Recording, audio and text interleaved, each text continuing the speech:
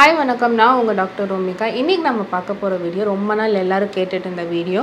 வெஜிடேரியன்ஸுக்கு வந்து ப்ரோட்டீனுக்கு என்ன சப்ஸ்டியூட் இருக்குது, நாங்கள் வெஜிடேரியன்ஸ் என்ன ப்ரோட்டீன்ஸாக எடுத்துக்கலாம் அப்படின்னு தான் இந்த வீடியோவில் நம்ம பார்க்க போகிறோம்.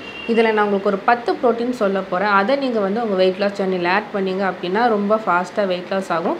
பைல்ஸ் இருக்கிறவங்களும் இதை நீங்கள் எடுக்கும்போது உங்களுக்கு ஈஸியாக மோஷனும் கான்ஸ்டிபேஷன் இல்லாமல் ஈஸியாக இருக்கும். ஸோ அந்த 10 ப்ரோட்டீன்ஸ் என்ன அப்படின்றத பார்ப்போம். நான் சொல்கிற எல்லா ப்ரோட்டீன்ஸ்லையுமே 100 கிராமில் எவ்வளோ ப்ரோட்டீன் இருக்குன்னு நான் சொல்ல போகிறேன். ஸோ வாங்க வீடியோக்குள்ளே போகலாம். பன்னீரில் பார்த்தீங்கன்னா 18 கிராம்ஸ் ஆஃப் ப்ரோட்டீன் இருக்குது. பாதாமில் 21 கிராம்ஸ் ஆஃப் ப்ரோட்டீன் இருக்குது. கடலையில் பீனட்ஸில் வந்து 26 கிராம்ஸ் ஆஃப் ப்ரோட்டீன் இருக்குது. சோயாவில் வந்து இருக்கிறதுலே அதிகமாக 52 கிராம்ஸ் ஆஃப் ப்ரோட்டீன் இருக்குது 100 கிராமில். பச்சை பயிரில் வந்து 24 கிராம் ஆஃப் ப்ரோட்டீன் இருக்குது. கொள்ளில் 22 கிராம் இருக்குது. உளுந்து, கருப்பு உளுந்தில் வந்து 26 கிராம் ஆஃப் ப்ரோட்டீன் இருக்குது. கருப்பு சுண்டலில் வந்து 25 கிராம் ப்ரோட்டீன் இருக்குது. வெள்ளை சுண்டலில் 19 கிராம்ஸ் ஆஃப் ப்ரோட்டீன் இருக்குது.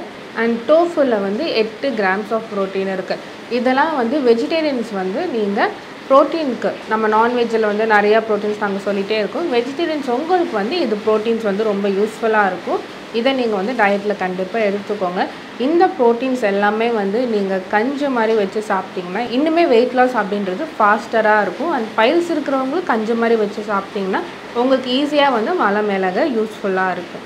ஸோ இந்த வீடியோ உங்களுக்கு யூஸ்ஃபுல்லாக இருக்கும்னு நினைக்கிறேன். இதே மாதிரி இன்னொரு வீடியோவில் நம்ம சந்திப்போம். தேங்க்யூ.